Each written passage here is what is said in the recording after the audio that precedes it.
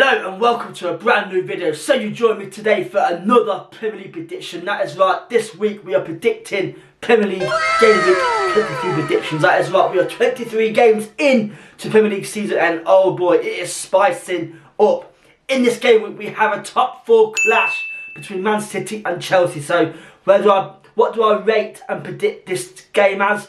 Watch out, stay tuned, watch the video and find out for yourself. But anyway guys, like to see the video, hit a like button, man, subscribe if you're not already. Without further ado, let's begin with our first Premier League prediction of Game Week 23. First up, this game could be one of the games of this weekend. It is Bournemouth versus Forest. That is right, so Bournemouth thrashed Newcastle 4-1. Justin Kluivert with a fantastic hat-trick. That is 2 hat-tricks, by the way, he has scored this Premier League season, and oh boy, he's becoming a good player, just like his dad used to be. But anyway, Bournemouth, man, sit in 7th place. They are the surprise package this season and they are playing some good football. And you know what? They could get Europa League football this year if they just keep doing what they are doing, okay? So fair play to them. They're up against Forest, who sit in 3rd place just by goal difference, only 6 points behind leaders Liverpool again. Forest, man, they are putting the pressure on Liverpool and that is all you can ask for. As long as you keep putting pressure on the top team, then they could slip up and you could actually overtake them. So Crystal with yet another goal, 14 goals in the Premier League season this year. So he's becoming such a star man for them, and if they can keep him fit, they should have a good end to the season and maybe even win the league. We shall find out, man. But anyway, guys, this game will be a good game, but I think Forest will just be a bit too good for Bournemouth. So that's why I've got Forest, guys, to beat Bournemouth 2-1. Next we have Brighton versus Everton. So yes, Brighton are another side competing for a top 7 finish, and Bournemouth will have to keep putting away from them because Brighton, man, could get a top 7 as well. And they beat Man United 3-1, and to be fair, they beat them quite easily as well. So but Brighton do sit in 9th place, but only 3 points behind 7th. So Brighton, man, again, they have been such a good side this year under their new manager. First season uncharged, by the way, by Ursula. And, man, he's proven to be a massive hit. At 32 years old, okay, he has come into this Premier League season and literally bossed it. So, no doubt, teams, you know, bigger teams will want to sign him as their manager next year. But he's got something special at Brighton. They're up against Everton, who beat Spurs 3-2, okay. And that has now put them quite far away from the relegation zone. They sit 4 points now above the relegation zone. I mean, it's still not great, but it's still 4 points. So you know, that is a huge point gap considering how teams below them are performing. So you know what, Everton have David Moyes has come into Everton and he is, you know, I watched him against Everton. I watched him against Spurs, and David Moyes has got them playing to the way he loves to play, okay, and he's got Calvert-Lewin playing some good football as well. You know, he scored as well, and he's involved with most of their attacks. Unfortunately, that is finishing. But you know what? I think Calvert-Lewin under David Moyes can actually thrive. So give him time. You know, he could become a cracking goal scorer just like he did 3, 4, 5 years ago. So we shall see what happens with that. But yeah, so far they sit 4 points clear, and Moyes will definitely strengthen up, man. It's crazy. But I do have Brighton though, guys, to beat Everton. That's why I got Brighton to beat Everton 2-0. Next we have Liverpool versus Ipswich. So Liverpool had to wait until the 91st minute to score against Brentford, but they beat them 2-0 in the end. 2 goals by Darwin Núñez, okay, and damn, 91st minute they scored, and you know, I thought they were going to lose some points, but they somehow, you know, put pressure on Brentford and got the win. So fair play to them. Darwin Núñez, that would give him some world of good, guys, trust me, because Darwin Núñez is a player where he scores some great goals, but he just can't score the easy goals sort of thing. And Darwin Núñez is a good striker. You know, he works hard for the team, he gets back for the team, defends for the team, and you know, I think there's some sort of player in there, but Ernst Slot needs to get that in there into his system, because I think Darwin Núñez is a very good player, but he just needs to score more goals. And you know, they do now 6 points clear, and they're in the driver's seat. So they've got 2 wins before even any team below them can catch up. So I think Liverpool will have it in the bag this year, but we shall find out, because the Premier League is full of surprises. Okay, they're up against Ipswich, who lost a whooping 6-0 against Man City. Okay, yes, it is Man City, but I did watch the game, and Ipswich didn't look very good, man. I've got to say, like, they couldn't get out from their half. They kept doing the same mistakes, passing out from the back. It just does not work against teams like Man City, okay? And yeah, because of that would really, really haunt their goal difference, okay? -6, especially in a relegation battle, goal difference could be key. So we should find out that one. But yeah, they played Man City last week, 6-0 loss. Now they've got Liverpool, so they've got some big, tough games coming up. So we should see how they get on. Obviously it's Liverpool, so I do have Liverpool guys to win this game. I've got Liverpool to beat Ipswich 3-0. Next we have Southampton versus Newcastle. So they'll sit on a massive 6 points.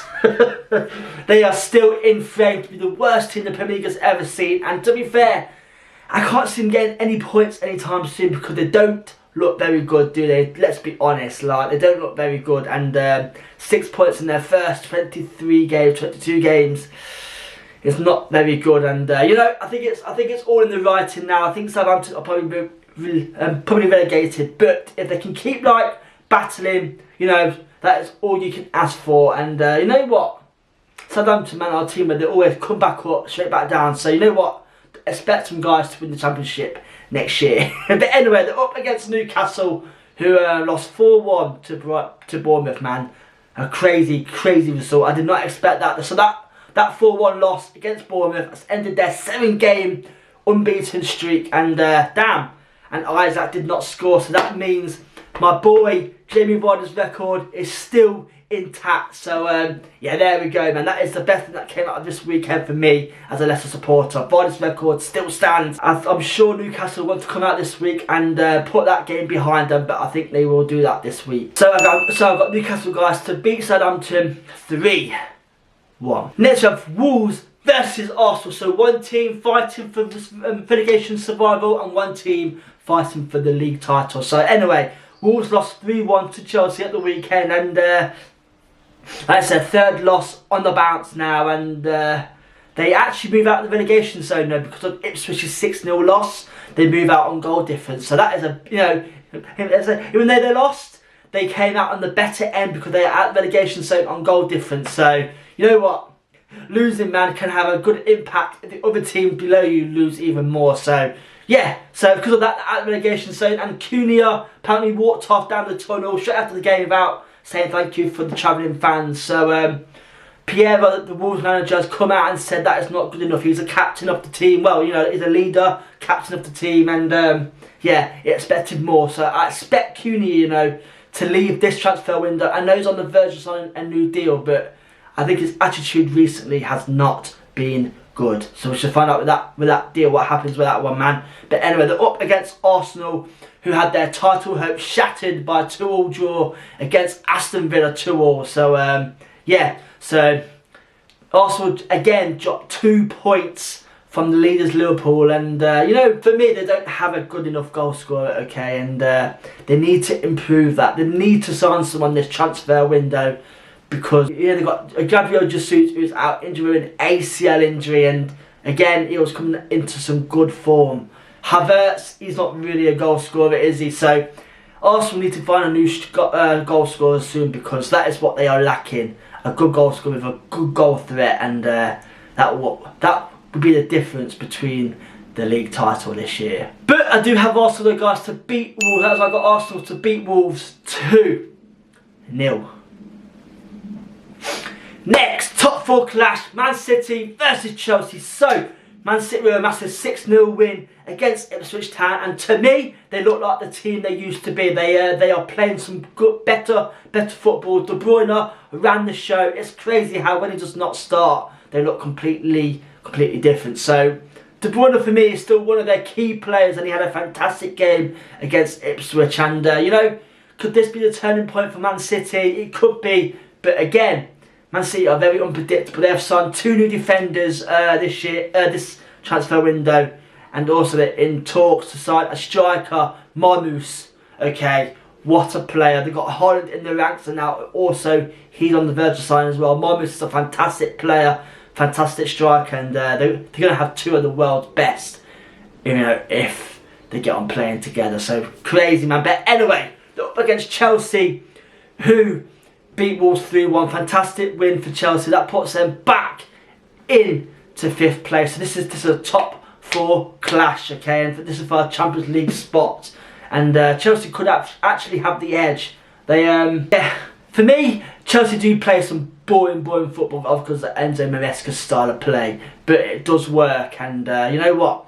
This game could be a very exciting game, and I've got this game to end as a very exciting draw. That is what I've got this game to end as a 2-2 draw. Next we have Crystal Palace versus Brentford. So Palace, man, are on a 4-game win streak, and they have turned their season around. Because of that, they sit now 12th place, and they could actually be in the top half by this game week. So you know what? Palace, man, were on the verge of sacking their manager, and they've come out, proved the chairman wrong, and now they are literally playing some good football. Mateta is back scoring goals. He signed a new deal last year, obviously because of his performances last season, and he did drop off this season, but in the last 3 or 4 games he has looked a decent player and scored 5 goals. So you know what, he's got his rhythm back, and they've also signed a guy from Millwall, £12 million, a bit like Eze, I think it is, from Millwall, another winger. And you know, they're going to have a good team, because I watched him for Millwall, and he looks a very good player. So Palace, man, are turning ways, they're turning corners, and that is all you can ask for. And Palace will have a good end to the season. Now they've got their massive confidence boost. Okay, so anyway, they're up against Brentford, who lost 2-0 to Liverpool, but it took them 91 minutes to concede. So fair play to Brentford. Okay, they have turned down a deal in Forest for Wizard.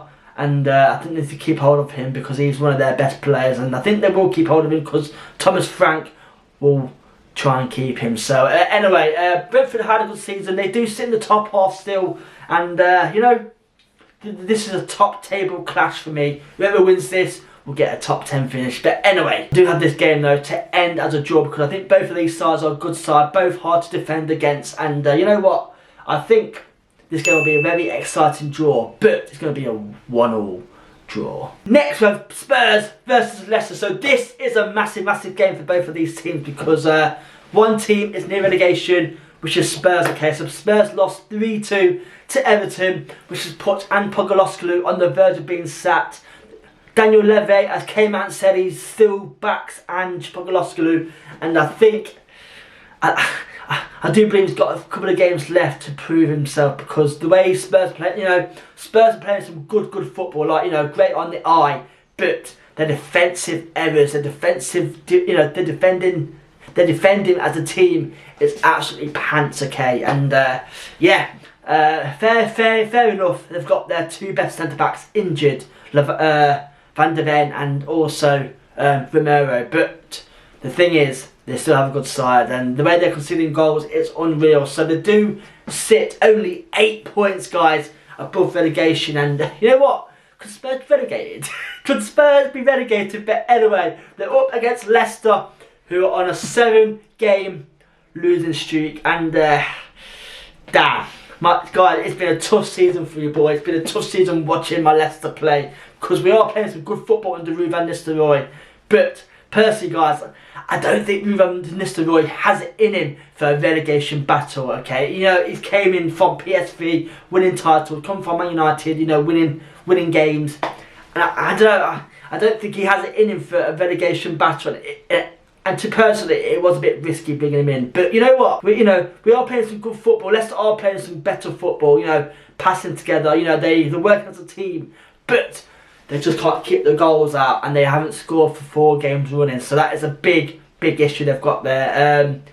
Personally, they need to get Vardy into the game more, because they aren't using Vardy enough. And good news is though, they've got their new signing Ruud Van Nistelrooy in this week, and you know, Serie A president said he is one of the best right backs in Serie A last season. So you know what, he could be a big boost for Leicester, because they are missing some defensive quality, and personally he's got quality. So we'll see how this game plays out, but I do have Leicester, guys, to beat Spurs. That's why I've got Leicester to beat Spurs 2-1.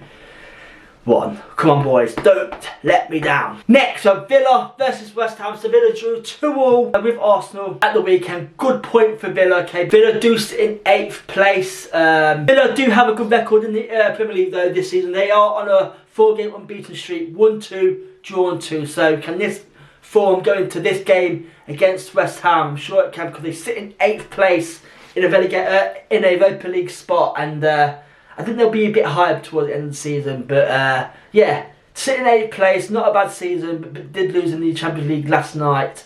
So we'll see how that plays out. But anyway, they're up against West Ham, who lost again to Crystal Palace. So again, it ain't been great for Graham Potter either. In their last 2-3 games, they have won 1, lost 2. So not been great.